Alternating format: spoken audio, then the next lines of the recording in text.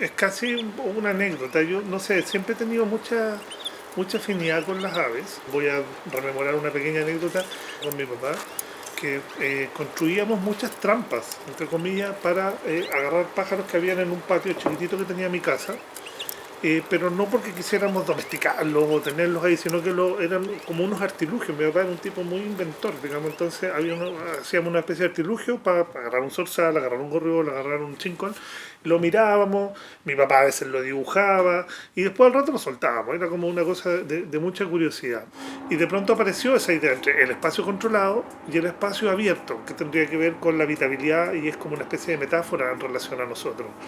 Y luego aparecieron, yo siempre también he estado muy interesado en cómo se fabrican las cosas. Y apareció una posibilidad de trabajar con unos jauleros. Y empezamos a explorar la posibilidad de hacer estructuras bajo ese sistema constructivo, pero que a lo mejor las dimensiones y formas ya no tuvieran que ver con la jaula clásica, sino más bien como una especie de utopías espaciales o diseños medio antropocénicos en donde el espacio se empieza a rediseñar a propósito del habitar y ahí empecé un poco a trabajar con la idea de las aves. El lenguaje a mí me interesa mucho entendernos como entes que nos comunicamos, obviamente, pues lo necesitamos, y el lenguaje desde las aves funciona como una especie de metáfora. Entonces, a veces el lenguaje funciona o el sonido funciona a distancia del emisor. Por ejemplo, hay una pieza que se mostró una vez en la galería de Patricia Ready, en donde yo tenía una jaula dentro de la sala muy grande que tenía 4 aves y a su vez estaban conectadas con micrófonos de contacto y ambientales a una torre muy grande con 12 megáfonos que estaban afuera en el patio. Entonces todo lo que pasaba en el interior se transmitía en tiempo real hacia afuera, estos megáfonos. Y pasó algo muy increíble porque alrededor de la torre hay unos árboles grandes en ese patio y empezaron a llegar muchas aves. A propósito del sonido que se estaba comunicando desde el interior al exterior y desde el exterior al contexto. Y eso produjo que se llenara de aves los árboles que están alrededor.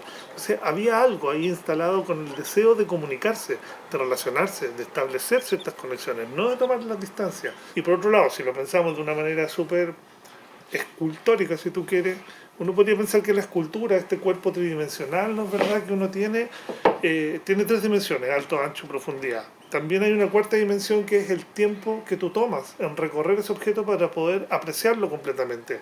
Sin embargo, el sonido yo diría que es aún más escultórico, toda vez que es multidimensional.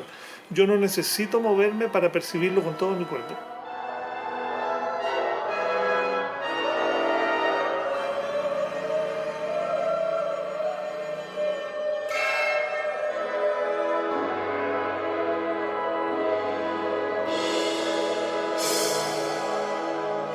La relación con la escultura yo creo que tiene que ver en principio con el deseo de hacer cosas, como de sentirse homo faber, por un lado, toda vez que mi papá, si bien era ingeniero metalúrgico, que estaba relacionado con el mundo de los materiales, él era un tipo muy hacedor. Entonces yo recuerdo en mi casa que los muebles, desde las paletas de playa, ponte tú, hasta los muebles, incluso un bote, haber construido con él. Entonces hay algo muy gozoso en la idea de fabricar cosas que cruza siempre mis haceres.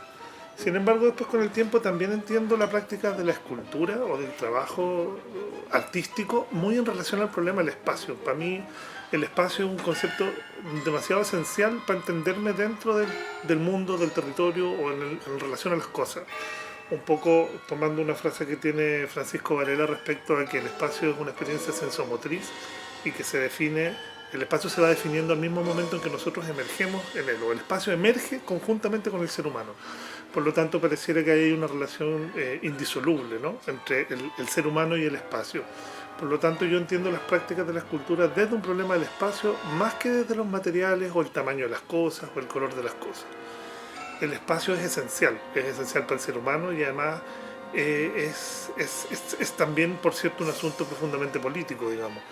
El espacio en sí mismo, en términos prehistóricos, si tú quieres, ha sido siempre parte del ser humano y por lo tanto un asunto político.